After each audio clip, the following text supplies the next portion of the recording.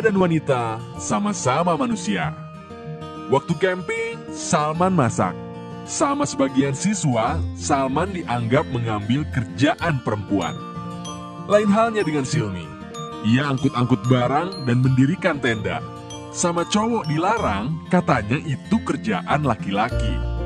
Kadang kita bingung antara laki-laki dan perempuan, mana yang kodrat, mana yang budaya. Nah, untuk membedakan keduanya, ada cara yang mudah. Coba cek aja. Jika berlaku di semua tempat dan waktu, itu kodrat. Sesuatu yang gak berubah, udah dari sananya. Misalnya, perempuan itu kodratnya melahirkan. Cek, apakah dulu dan sekarang perempuan melahirkan? Ya. Apakah di Aceh sampai Papua perempuan melahirkan? Ya iyalah. Berarti benar.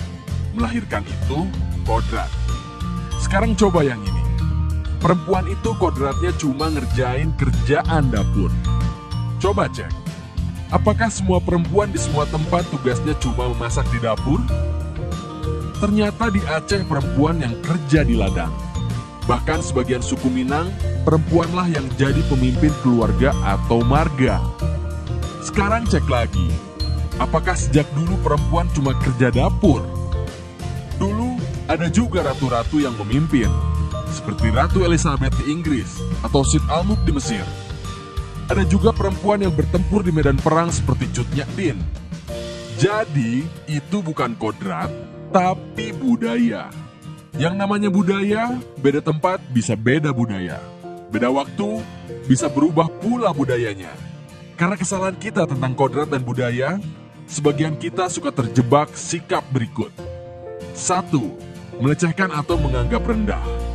Zaman dulu ada yang menganggap perempuan itu objek bahkan barang yang bisa diwariskan. Zaman sekarang tindakan melecehkan bisa beragam, dari mulai bersuit-suit menggoda sampai tindakan asusila. Pornografi termasuk tindakan pelecehan, karena menganggap perempuan sebagai objek aja.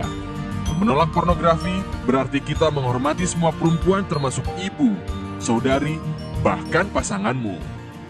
2. Diskriminasi. Membeda-bedakan. Dulu perempuan gak boleh sekolah, tugasnya cuma di rumah. Padahal, perempuan ketika menjadi ibu, dia jadi sekolah pertama bagi anaknya. Gak adil juga kalau perempuan gak boleh pinter atau berpendidikan. 3. Intimidasi, alias mengancam dan menindas. Menggunakan kekuatan fisik untuk mengancam dan memaksa perempuan menuruti keinginan laki-laki. Nah, kalau sampai tindakan ini melukai, hati-hati, bisa jadi tindakan pidana. Tapi perilaku di atas bukan cuma pada perempuan. Kadang laki-laki juga sering diperlakukan tidak adil. Misalnya, 1. Didiamkan. Kadang perempuan mendiamkan laki-laki, sampai laki-laki bingung. Apalagi kalau sudah diberi jawaban, terserah, jadi serba salah. 2. Tidak dihargai. Laki-laki kadang suka berkorban dan ingin jadi pahlawan, tapi ternyata pengorbanannya nggak dihargai. Buat laki-laki, itu gondok banget. 3. Dicurigai.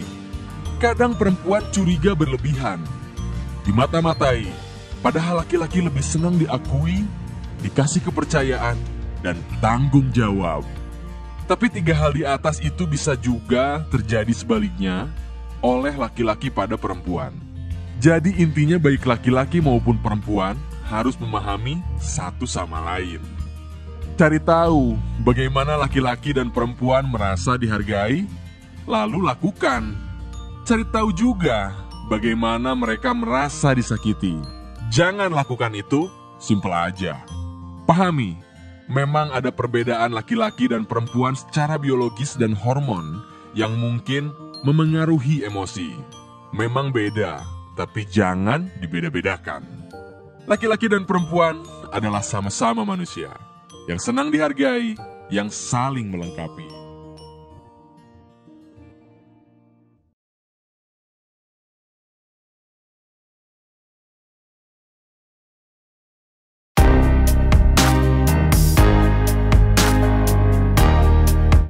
Indonesia memiliki berbagai umat beragama yang mayoritasnya adalah beragama Islam. Dengan semboyan Bhinneka Tunggal Ika, Indonesia membuktikan bahwa walaupun kita berbeda, tetapi kita tetap satu. Apa itu Islam? Islam adalah agama yang diturunkan Allah Subhanahu wa Ta'ala kepada Nabi Muhammad SAW sebagai nabi dan rasul terakhir untuk menjadi pedoman seluruh manusia hingga akhir zaman. Kehidupan umat beragama di Indonesia.